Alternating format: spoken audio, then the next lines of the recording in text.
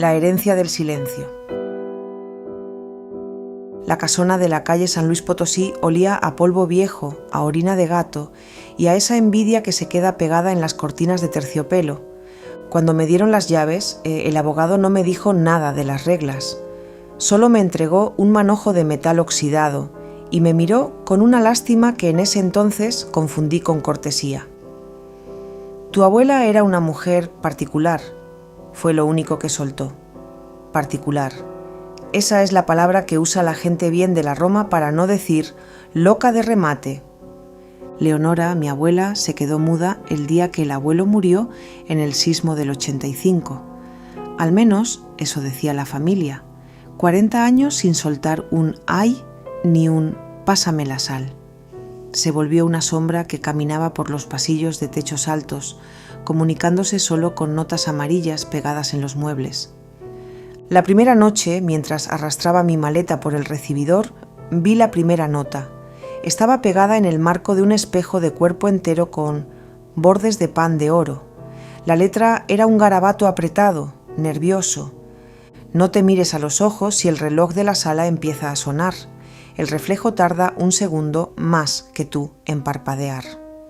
Solté una carcajada que retumbó en el vacío de la estancia.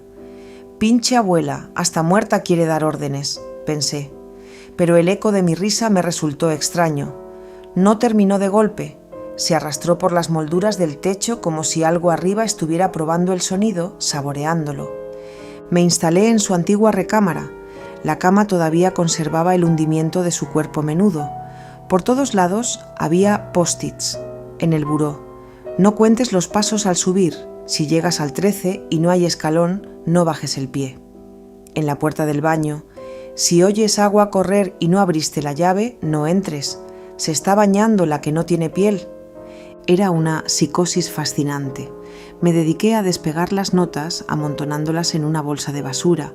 Me sentía superior, un hombre moderno en una casa que se negaba a dejar de ser siglo XIX. Pero la ansiedad es una cosa traicionera. Empieza en la nuca, como un airecito frío, y luego se te mete en las tripas. A la tercera noche, el silencio de la Roma se volvió insoportable. Afuera, el mundo seguía. El camotero con su silbato de vapor, los coches sobre insurgentes, los gritos de los borrachos saliendo de los bares de la calle Álvaro Obregón. Pero dentro de la casona el sonido parecía morir apenas nacía. Era como si las paredes fueran de algodón o de carne sorda. Me serví un mezcal. El golpe del cristal contra la mesa sonó como un disparo. Me asusté de mi propio ruido. En la cocina encontré otra nota pegada dentro del refrigerador, justo sobre un frasco de mermelada vieja. Hablar es llamar. Gritar es abrir la puerta. Ella te escucha por los poros, no por los oídos. Sentí un impulso estúpido, un desafío infantil. ¿Qué pasaría si hablaba? ¿Qué clase de monstruo se inventó Leonora para justificar su mudez? Me paré en medio del comedor. La luz de la lámpara de araña parpadeaba, proyectando sombras largas de las sillas sobre el piso de madera. «Hola», grité. Mi voz sonó flaca, fuera de lugar. Nada pasó. «No hay nadie aquí, abuela. Estás muerta y tu casa es mía». Me reí. Me reí fuerte, con ganas, vaciando el miedo que se me había acumulado. Pero entonces el desconcierto me congeló la sangre. Mi risa se detuvo en mi garganta, pero el sonido continuó en la esquina oscura del comedor. Alguien o algo estaba imitando la frecuencia exacta de mi carcajada. No era un eco, era una repetición deliberada, mecánica, como un disco rayado que se va deformando.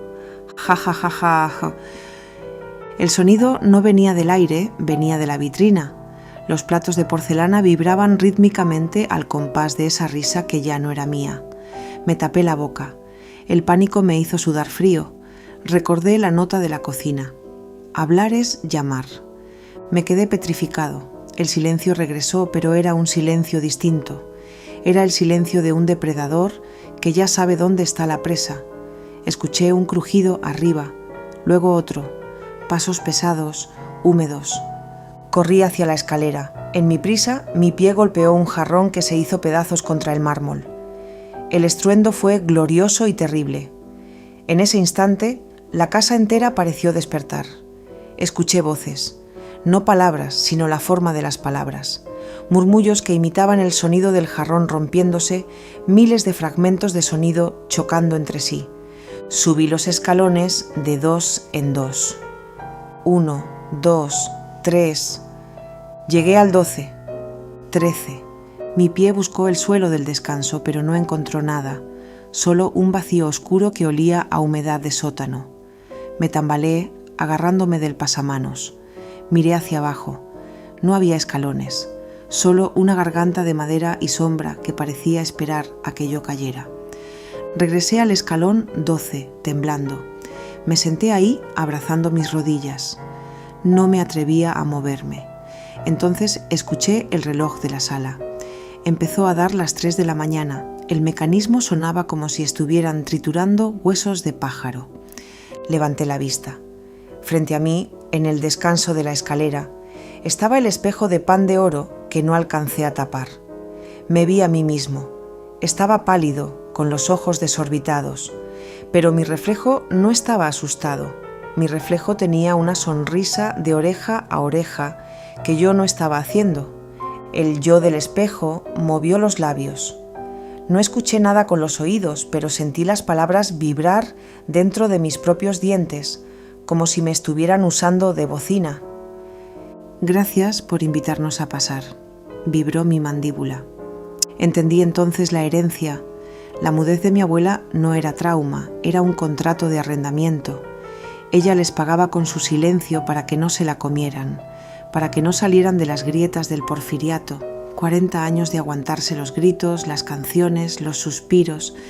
Escuché algo arrastrándose por el techo, justo arriba de mi cabeza. Algo que no tenía forma, pero que sonaba exactamente como el latido de mi corazón, solo que más fuerte, más rápido, ganándome el ritmo.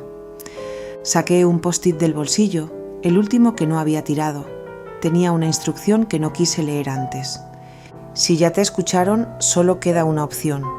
Córtate la lengua antes de que ellos aprendan a decir tu nombre. Si dicen tu nombre, te vuelves parte de la casa. Cerré los ojos. El sudor me escocía. El sonido del techo estaba bajando por la pared. Podía oír cómo las fibras de la madera se estiraban para imitar mi respiración. Inhala, exhala, inhala. ¿Quién está ahí?, susurré, cometiendo el último error. La casa entera respondió con mi propia voz en un coro de 1000 gargantas ocultas tras el papel tapiz. Tú, Rorro, tú estás aquí con nosotros. Sentí unas manos invisibles, hechas de vibración sonora, apretándome el cuello. No querían matarme, querían que gritara. Querían más material, más ruido, más vida para alimentar ese eco eterno que habitaba en la colonia Roma. Abrí la boca para pedir ayuda, pero lo que salió no fue un grito.